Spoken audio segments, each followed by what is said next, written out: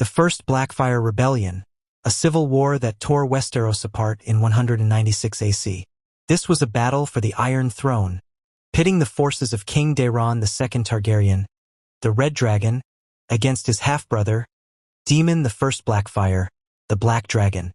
The fighting lasted nearly a year, primarily ripping through the Westerlands, the Riverlands, and the Reach, and it ended decisively at the Battle of the Redgrass Field. But this conflict was only the beginning.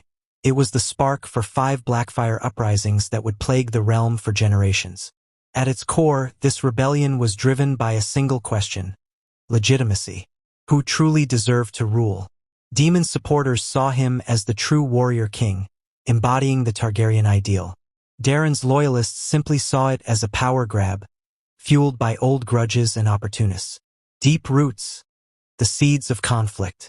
To understand the Blackfyre Rebellion, we have to look decades back, to the complex and chaotic reign of Aegon IV Targaryen, known as Aegon the Unworthy. The trouble started with Aegon's sister wife, Naerys, and their legitimate son, Daeron. Aegon despised both of them, and constantly clashed with Daeron, who opposed his father's corruption. To undermine his heir, Aegon spread vicious rumors that Daeron was not his son at all, but the bastard of Naerys and the legendary Kingsguard, Ser Aemon the Dragon Knight. These whispers created the first factional split in the realm. But Aegon had many bastards. The most famous was Daemon Waters, born of his cousin Dina the Defiant. In 182 AC, at the age of 12, Daemon distinguished himself in a tourney.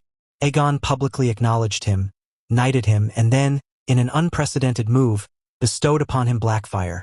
The ancestral Valyrian steel sword of the Targaryen king's Daemon then took the surname Blackfyre, flipping the Targaryen sigil to a black dragon on a red field. When Aegon the Unworthy died, he legitimized all his recognized bastards, including Daemon. He did not explicitly alter the line of succession, but by giving Daemon the sword, he left the door open for war. When Daeron II ascended the throne in 184 AC, he was a scholarly, reform-minded king determined to clean up his father's mess. But his policies deepened the divide. In 187 AC, Daeron achieved a long-sought peace by integrating Dorne into the Seven Kingdoms, sealing the deal by marrying his sister to Prince Meryn Martell. This ended centuries of hostility, but it came at a high cost. Dorne retained its own laws and princely titles. Many powerful lords saw it as a capitulation, fueling a resentment that festered into a powerful anti-Dornish xenophobia. Meanwhile, the old rumors of Daeron's illegitimacy persisted. He was seen as weak and bookish, especially when contrasted with Daemon Blackfyre. Daemon was the perfect warrior king archetype.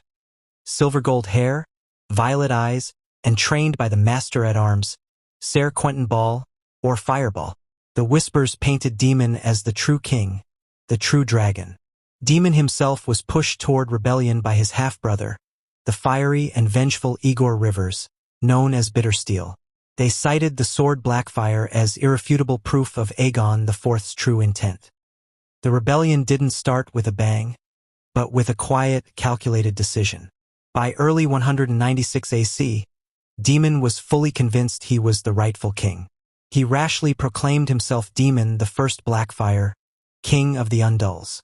Intelligence, likely from the king's spymaster, the rival great bastard Brynden Rivers or Bloodraven, reached Daeron's court that Daemon was about to declare. A Kingsguard detachment was sent to arrest him in the Red Keep, but he was warned just in time.